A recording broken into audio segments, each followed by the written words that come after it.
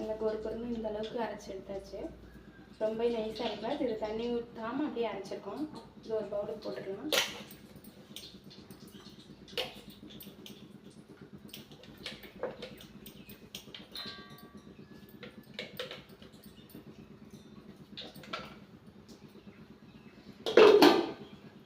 இது கூட கொஞ்சம் ஊற வச்ச பருப்பு தனியாக எடுத்து வச்சு பார்த்தீங்களா, அந்த பருப்பையும் உள்ளே போட்டுக்கலாம். 2 பெரிய வெங்காயம் பொடிசாக கட் பண்ணி வச்சுருக்கேன், அதையும் போட்டுக்கலாம்.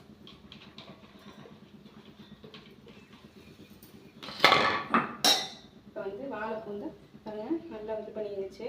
உப்பு போட்டு ஊற வச்சுருக்கு. அந்த கலரே மாறல பாருங்கள், அப்படியே உங்களுக்கு அந்த கலர்லேயே இருக்குது. இது நல்லா தண்ணி இல்லாமல் புளிஞ்சு எடுத்துக்கலாம். தண்ணியோட போட்டிங்கன்னா உங்களுக்கு வடை போடுறது கொஞ்சம் கஷ்டமாக இருக்கும். தண்ணி இல்லாமல் புளிஞ்சு எடுத்துக்கலாம்.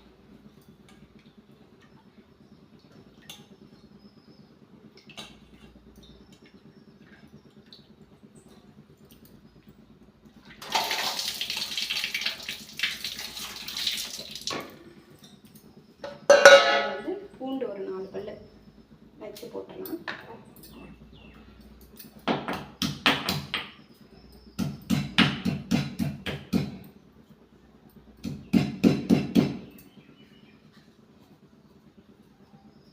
பாருங்கள் இப்படி இந்த மாதிரி வச்சு அதில் போட்டுக்கலாம்.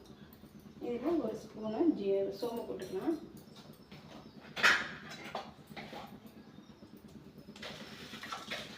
ஒரு ஸ்பூனு ஜீரகம்.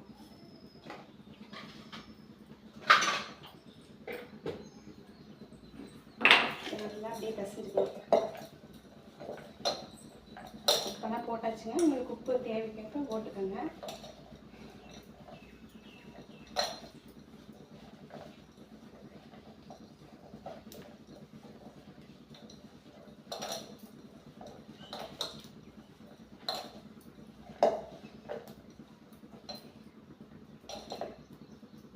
இதை நம்ம ஒரு கைப்பிடி அளவு எடுத்து உருண்டை பிடிச்சிக்கலாம்.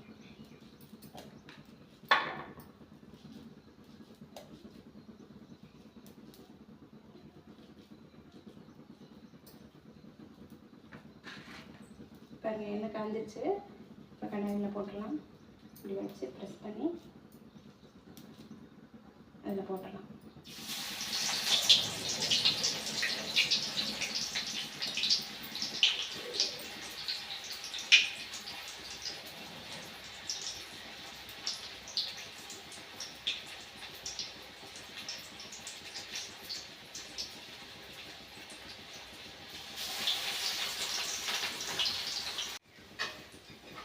பாருங்கள் நல்லா பொரி வடை வெந்துருச்சு. ரொம்பவும் இது பண்ணாமல் ஒரு மீடியம் சைஸுக்கு ஒரு ப்ரௌன் கலரில் வந்தோடனே எடுத்துடலாம். ரொம்ப கறி ஊட்டினா உங்களுக்கு வடை டேஸ்ட் வராது. இப்போ எடுத்துடலாம்.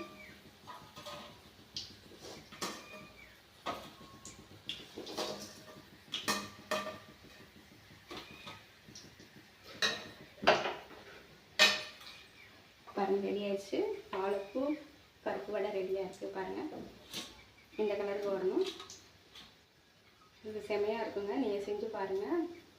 டேஸ்ட்டாகவும் இருக்கும். பெரியவங்களுக்கு சின்ன குழந்தைங்களுக்கு வந்து இந்த மாதிரி பருப்பு வடை செஞ்சு கொடுத்தீங்கன்னா சூப்பராக சாப்பிடுவாங்க. இந்த ரெசிபி பிடிச்சிருந்ததுன்னா ஒரு லைக் பண்ணுங்கள், ஷேர் பண்ணுங்கள் ஃப்ரெண்ட்ஸ்.